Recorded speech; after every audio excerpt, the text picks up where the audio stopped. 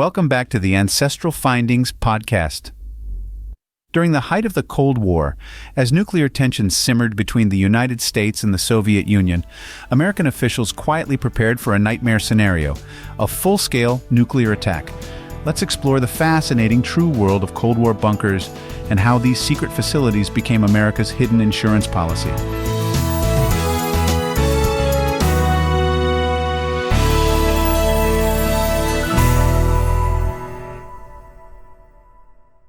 By the early 1960s, America's leaders were fully aware that a nuclear strike could devastate the nation.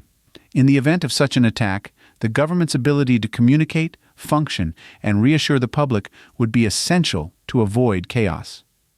This realization led to the creation of continuity of government plans, secret protocols for relocating key government officials to safe locations and maintaining order. Building these facilities required a mix of engineering expertise, secrecy, and significant financial investment. The bunkers were designed to be self-sufficient, fortified against nuclear fallout, and capable of operating independently for weeks or even months. Hidden in plain sight, many of these facilities lay just beneath the feet of unsuspecting citizens. One of the most remarkable examples of Cold War bunkers was located in White Sulphur Springs, West Virginia, beneath the luxurious Greenbrier Resort. In 1958, the U.S. government discreetly partnered with the resort's owners to construct an enormous underground shelter that would serve as a safe haven for Congress. The Greenbrier Bunker, codenamed Project Greek Island, was concealed within the mountainside, accessible through massive steel doors camouflaged as part of the hotel. Inside, the bunker was astonishingly well equipped. It had dormitory-style bunk beds, dining areas, a medical clinic, a decontamination area, and even a communications room to broadcast information to the American public. There were meeting rooms specifically designed for Congress members, each outfitted with basic utilitarian furniture and supplies.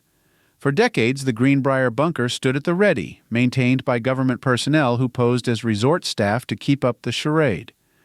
It wasn't until 1992, after the Cold War had ended, that the existence of this underground facility was revealed to the public by a Washington Post report. Today, it stands as a fascinating piece of Cold War history, open for tours as a museum exhibit. Another critical piece of the Cold War's secret infrastructure lies beneath the Blue Ridge Mountains along the Pennsylvania-Maryland border. Known as the Raven Rock Mountain Complex, or simply Site R, this facility was constructed in the early 1950s to serve as an alternative headquarters for the Pentagon, often referred to as the Underground Pentagon. Site R is designed to house military leaders, government officials, and essential staff in the event of a national emergency. Raven Rock is not just a bunker, it's an entire underground city. Equipped with its own power plant, water reservoirs, dining facilities, and even a post office, the facility is capable of supporting thousands of people for extended periods. Deep within the mountain, enormous caverns connected by hallways and tunnels house communication centers and command posts.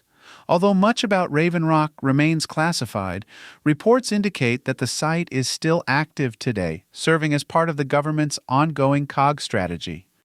Another mysterious facility central to continuity of government planning is the Mount Weather Emergency Operations Center in Virginia, built to shelter high-ranking government officials, including the president. Located approximately 50 miles west of Washington, D.C., this facility is one of the most secure and secretive of all Cold War bunkers.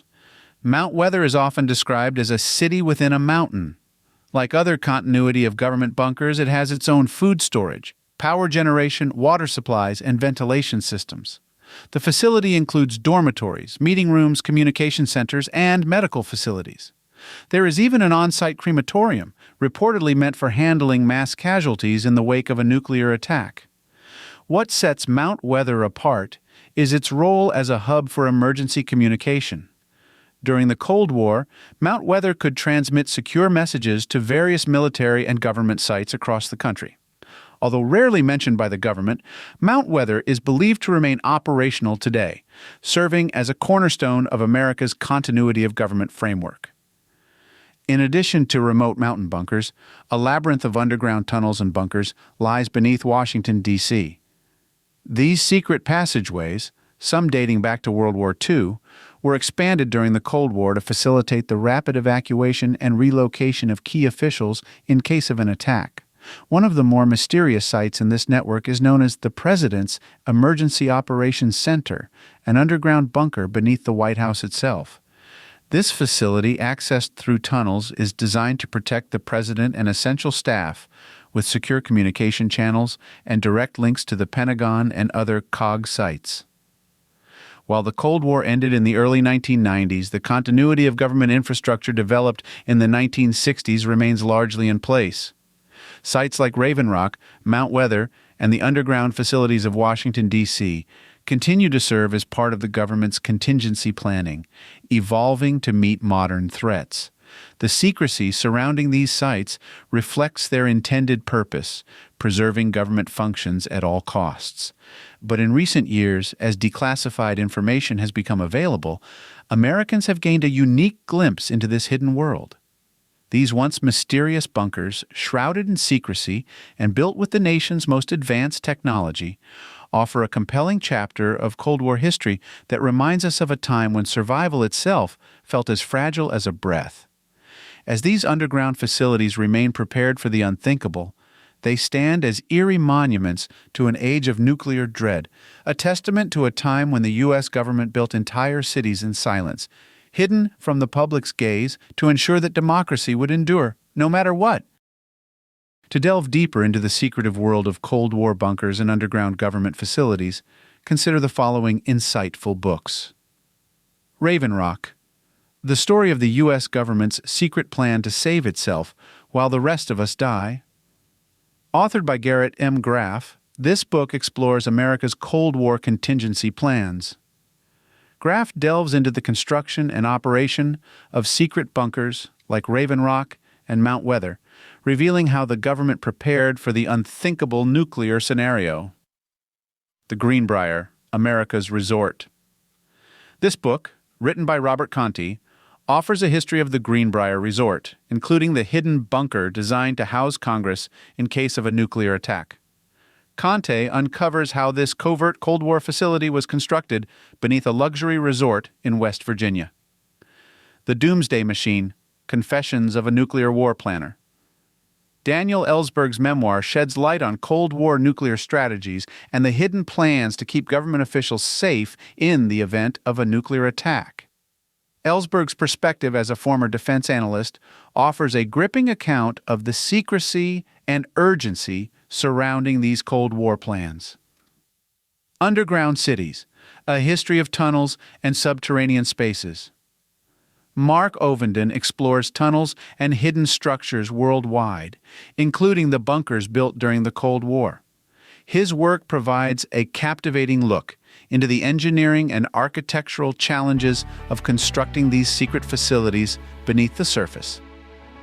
Fallout Shelters for the Human Spirit, American Art and the Cold War.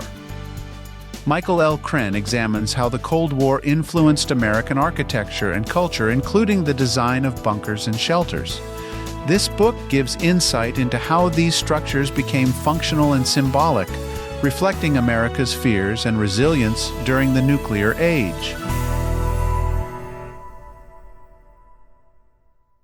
Thanks for spending time with me on the Ancestral Findings podcast. I always enjoy sharing these stories, tips, and discoveries with you. If you haven't already, head over to ancestralfindings.com, where you can download a free genealogy ebook, request a free lookup, and of course enter to win the next book giveaway.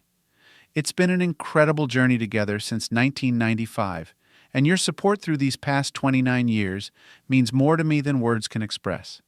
I'm so grateful for this wonderful community of genealogy enthusiasts who continue to inspire me every day. Keep up the great work on your family history research, and may your next find be as exciting as your first.